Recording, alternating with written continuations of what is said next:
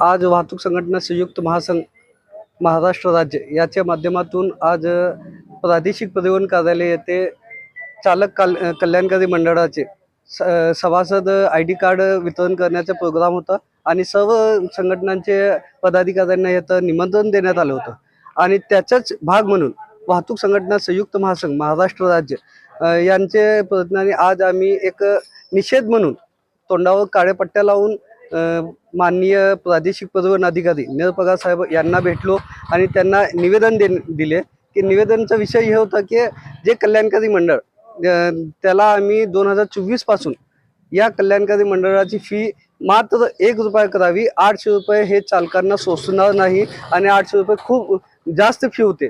याच्या विरोधात आम्ही एक मूक मोर्चा आज घेऊन आलो होतो आणि साहेबांना भेटल्यानंतर साहेबांना आमची एकच विनंती होती की आपण या कल्याणकारी मंडळाच्या मार्फत फक्त सर्व रिक्षा चालकांना वार्षिक एक गणवेश किमान एक गणवेश तरी तुम्ही कल्याणकारी मंडळाच्या माध्यमातून देण्यात यावे।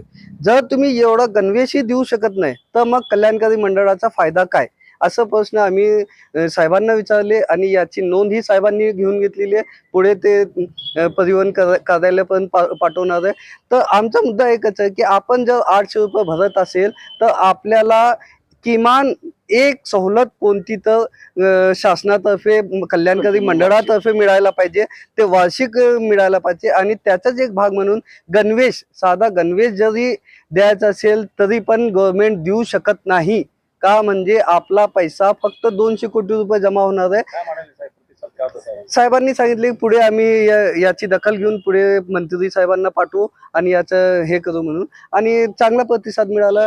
आमची मागणी जी होती एक ठोस प्रकारे मागणी आहे, चालकांच्या भविष्यासाठी, चालकांच्या उन्नतीसाठी, चालकांचा फायदा होण्यासाठी आम्ही हे रस्त्यावर उतरलेले।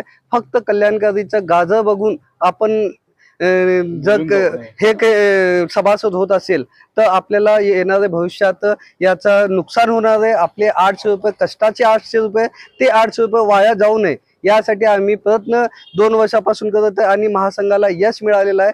किमान 17,000 रिक्षा चालक सोलापुरात असताना देखील फक्त 199 सभासद झालेले आहे।